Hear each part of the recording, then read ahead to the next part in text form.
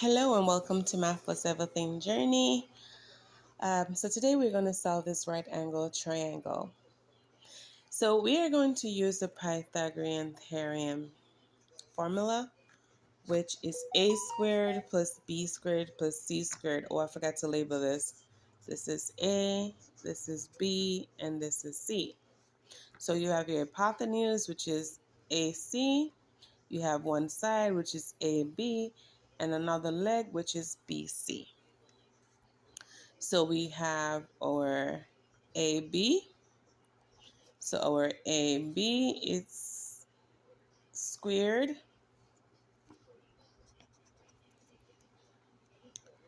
plus our BC squared is going to be equal to AC squared. So now we're going to plug it in. Our AB is x plus 1. So that's x plus 1 squared plus our BC is x. And that's going to be equal to our AC, which is x plus 9 squared. X plus 9 squared. Don't forget the square. Okay? So now that we have a formula, we're going to fill it out. When we square this, we're going to get x squared plus 2x plus 1. So it's x times x is x squared, x times 1 is 1x, 1 times x is 1x. So that gives you 1x plus 1x is 2x, and 1 times 1 is 1. If you want me to show you, I'll do it on here. There's more on the channel. Actually, I have channel, but let me do this one. I'll just do one for you. So remember that x plus 1 squared is the same thing as saying x plus 1 multiplied by x plus 1. You use the FOIL method. Use the FOIL method. Your x times your x is x squared. Your x times your 1 is 1x or x. Then your 1 times your x is 1x or x again. And 1 times 1 is 1. So when you combine your like terms, you get x squared plus 1x plus 1x is 2x plus 1. Okay? So that's how you do that. So now I'm going to bring down my plus. Are you guys seeing? Yes. So 2x plus 1, and I'm going to bring down my plus x squared. And that's going to be equal to, again, x plus 9 squared. X times x is x squared.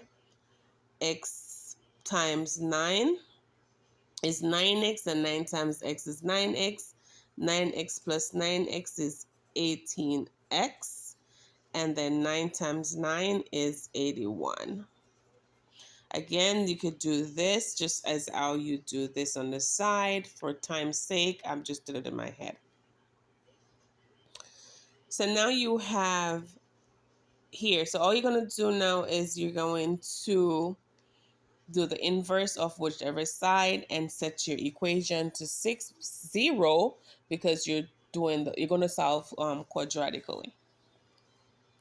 So now I am going to combine my like terms here because I have an x squared and an x squared there. So that's going to give me 2x squared. Then bring down my 2x plus 2x. Then bring down my plus 1. On this side, I'm just going to bring down everything here step by step. So it's x squared plus 18x plus 81. And yes, I didn't have to do that step, but mind you, not everyone knows how to do it, so therefore step by step would help some that will forget, oh, I have to do this. So now I am going to just take 2x. I'm going to take x from this side. So minus not only x, but x squared. I'm going to minus x squared from here. I'm just going to do this in one go Then 18, I'm going to minus 18x from here. So I'm going to minus 18x from here. And then 81, I'm going to minus 81 from here. And I'm going to minus 81 from here. Again, I could have done this separately. If you want me to do it separately, it's going to be a longer video. Let me know in the comment section. I will do it. If you understand what I did here, go ahead also. So all these are going to cancel on this side. And this side, I'm going to be left with 0. Okay, so now I'm going to add on this side. So I have 2x squared plus negative x is going to give me x squared. So that takes care of that. So I have positive 2x plus negative 18x is going to give me negative 16x. And then on this side, I keep saying this side, positive 1 minus 81 is going to give me negative 80. So now I'm not done. I have more steps to go. Told you it's going to be long. So now I have to factor this. So let's go on the side, and I'm going to put my x here. So on this side, I'm going to say, what can I multiply to give me negative 80? And when I add it, I get negative 16. So I have my negative 80. When I multiply two numbers, I must get negative 80. And when I add them, I'm going to get negative 16. So let's 20 times 4. So 4 times 20 is going to give me a positive 80. But I need my answer to be negative when I add them together. So if I add 4 and 20 is going to give me 24. But if I make my 20 a negative, it's going to give me negative 16. 4 plus negative 20 is negative 16. So my numbers are 4 and negative 20, right? So my x plus 4 is equal to 0. You got to set each one of them to 0. And then your x